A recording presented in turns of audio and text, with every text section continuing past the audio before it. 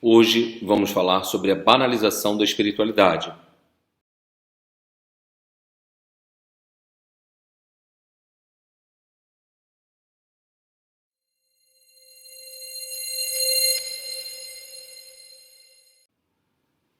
Olá pessoal, eu me chamo Felipe Brasil, sou o dirigente do Templo Espiritualista Ruanda, casa de Umbanda localizada em Maricá, no Rio de Janeiro.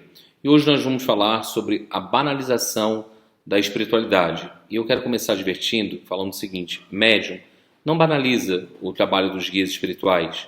Avalie maduramente o que a gente deve efetivamente levar para os guias. O que eu quero falar com isso? Nós somos uma religião que temos a graça de termos o contato com os nossos amigos, mentores espirituais que vibram e sempre torcem para o nosso bem. No entanto, a nossa encarnação, as escolhas do caminho, nos cabem.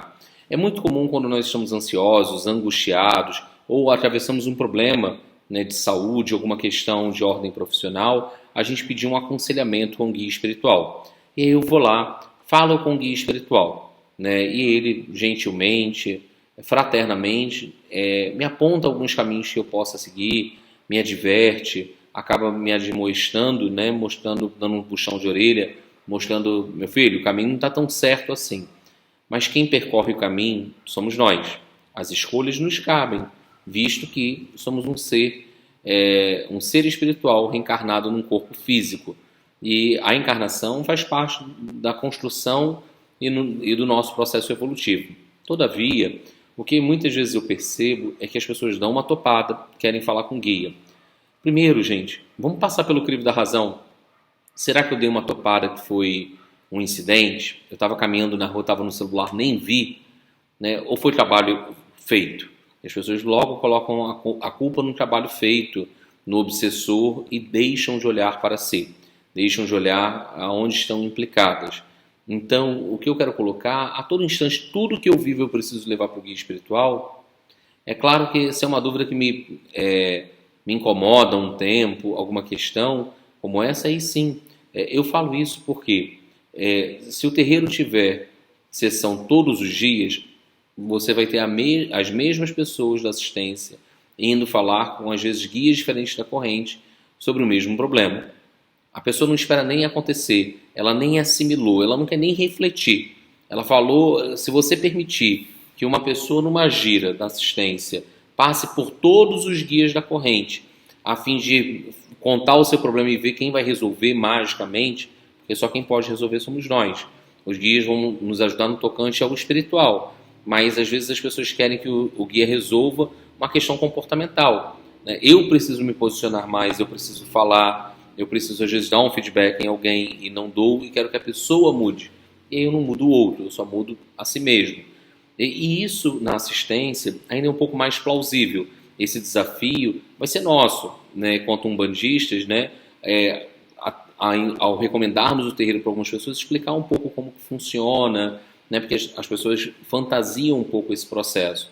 Na contrapartida, os dirigentes têm um papel primordial nesse aspecto também, porque fazer uma preleção, explicar o que se dá antes da sessão começar, né, o que é uma consulta, o que é um aconselhamento, parece óbvio, mas o óbvio precisa ser dito.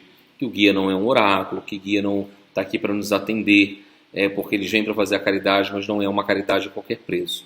E aí eu quero agora pensar numa outra esfera, no médium. O que tem um médium? Tem médiums que estão ali na corrente. Toda sessão ele também quer se consultar.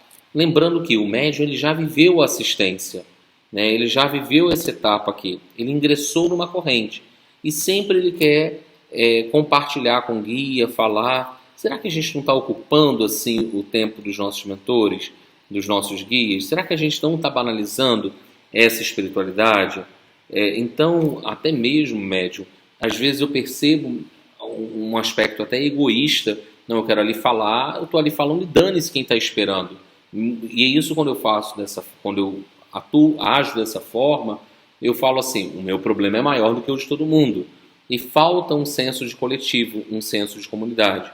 Hoje, por exemplo, o TEA tem cerca de 100 médiuns na sua corrente. Imagina se eu for atendê-los todos de uma vez. Eu não vou conseguir. Humanamente é impossível numa mesma sessão. da mesma forma que uma assistência. É limitado o número de senhas. Né? Se eu quero falar, tem pessoas que sempre querem dar uma palavrinha com o guia do acontecimento da semana e poucos se autoavaliam, poucos se autoconhecem, né? Não fazem, não buscam crescer. E é claro, gente, que crescer dói, dá trabalho, crescer é desafiador, mas nós estamos aqui para isso. E nesse ponto, aí sim nós devemos contar com os guias. Devemos orar, devemos vibrar, clamando aos orixás, Ogum que me traga a perseverança, Xangô que me traga o equilíbrio para decidir, né? Que eu tenha a maleabilidade das águas de Mãe Oxum que contornam os obstáculos, que eu seja leve e fluido como os ventos de Yansan, e não me falte a grandeza do mar de Iemanjá, a plenitude de Oxalá, a expansão e a visão certeira de Pai Oxóssi, que eu tenha passos firmes como na terra de Pai Obaluaê, e que eu possa clamar a sabedoria de Mãe Nanã, e tenha sempre a alegria, a felicidade e o olhar do novo, aquele olhar sem preconceitos que a Ibejada traz. Então, na hora que eu oro pela manhã, oro antes de dormir e peço, meu Deus, me ajuda a lidar com essa angústia que está no meu peito. Meu Pai, me ajuda a atravessar essa situação que eu mesmo me enfiei. Né? Aí sim, aquela situação. Dessa forma, quando eu faço uma prece como essa, um Pai Nosso, seja a oração que for, eu elevo meu padrão e os guias conseguem se aproximar e me ajudar. E aí eu quero muitas vezes desabafar, quase fazer os guias de terapeutas, eles são terapeutas, mas esquecendo que eles têm inúmeras outras coisas para ver. À medida que a gente vai envelhecendo na Umbanda, né, que a gente vai vivendo a religião e a gente vai captando o aprendizado, as informações que eles são transmitidas, a gente vai percebendo que a gente não precisa recorrer aos guias com as nossas questões pessoais com tanta frequência. E a gente sempre deve buscar um entendimento, o estudo, a escuta ativa no terreiro, quando uma entidade está ali fazendo uma preleção para todos, trazendo um ensinamento coletivo, mesmo que eu não concorde, eu devo guardar aquilo que melhor me serve e avaliar aquelas palavras, porque se os amigos espirituais estão num outro patamar e eles vêm trazer alguns ensinamentos como esse, com certeza eles estão trazendo uma mensagem de alerta, de reflexão para a nossa alma.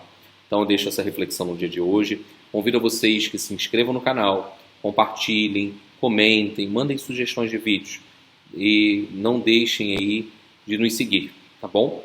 Deixo aqui um saravá fraterno a todos. Até a próxima, pessoal. Tchau, tchau para vocês.